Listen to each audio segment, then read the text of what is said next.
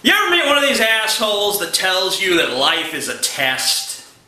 It's usually someone from one of the Abrahamic faiths, you know, Jews, Christians, and Muslims. You ask them about, you know, what's the meaning of life? And they say, life is a test. It's all a test. And if you pass the test, you go to heaven. If you fail the test, you go to hell. Heaven, of course, is a place of unending bliss and happiness. Hell is a place of unending burning and torture and pain and misery. And wherever you go, you're going to be there forever. If you go to heaven, you're going to stay in heaven. If you go to hell, you're going to stay in hell for all eternity. And how do you go to heaven or hell after you die? Well, you see, you're not really your body. There's this thing somewhere inside of you or all around you or somewhere called a soul. And your soul is the source of all your thoughts and all your feelings. Don't believe neuroscientists when they tell you it's in your brain. They're a bunch of liars. It's the soul. And when you die, your soul goes to some entity, usually God, for judgment.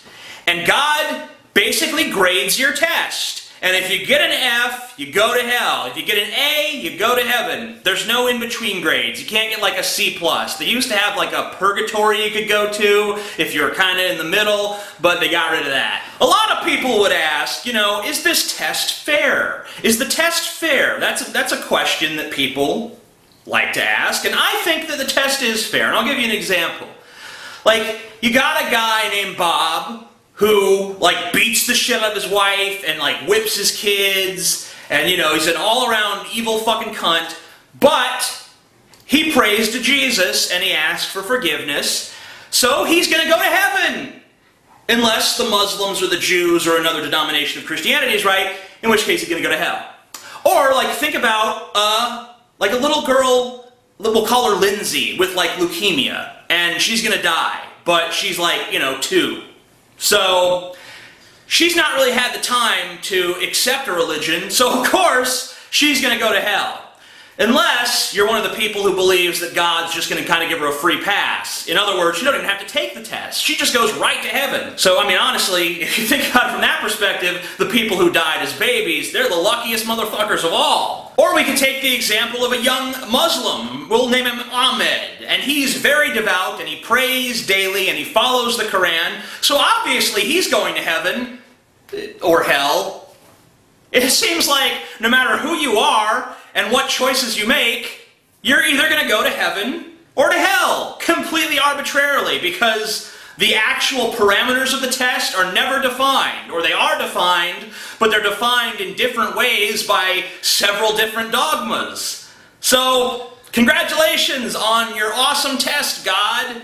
This is like if you give a test to a bunch of kindergartners and some of them have like problems like, you know, 2 + 2, and then others have like multi-part answers about the American Revolution and, you know, like the socioeconomic impact of like hemp and all this other stuff, and the kindergartners are all supposed to answer the test, and you know, for some of them it's just fucking like a breeze, and for others it's really difficult.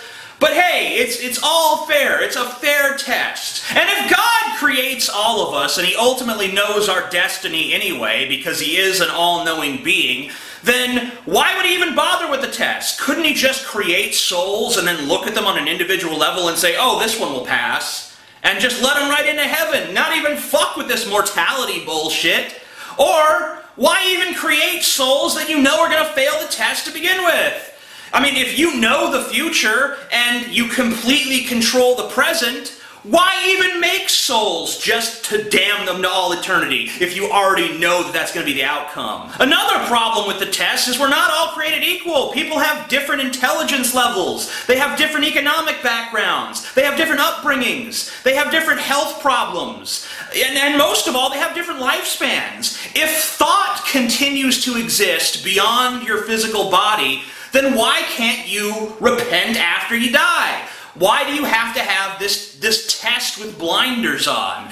Couldn't you just conceivably be roasting in hell and then have an epiphany and become worthy of heaven? Why can't you go to heaven then? Why would God want to burn righteous people who have genuinely come to love him and accept Jesus in their heart just because they failed some test? The average human lifespan is 76 years? So someone didn't pass this test in 76 years, so they're doomed to an eternity of hellfire? I also have some questions about heaven and hell. I mean, let me ask you this. I don't know about you guys, but I hate fucking people. If heaven is full of people, that doesn't sound much like heaven to me. And also, if my cognition is going to survive my death, then how can I have eternal bliss? Because I'm not prone to eternal bliss. If you add eternal bliss to the paradigm of TJ, it's no longer TJ, it's someone else. It's some other person that really has nothing to do with me that's experiencing eternal bliss, or eternal suffering for that matter. If God really wanted to give us a test to decide whether or not we're worthy of heaven and hell, wouldn't it make more sense if we were all born roughly equal to one another, if we all had the same basic rights and opportunities and intelligence level and everything else? Wouldn't that be a lot more reasonable of a test? But then again, if we were all the same, what would be the purpose of taking a test in the first place? You know everyone's going to do the same on the test. There's no fucking point in this test, no matter how the fuck you flip it around and look at it. God, you have failed my test. You have failed the test of making any fucking sense. I damn you to hell. Burn, motherfucker. Burn.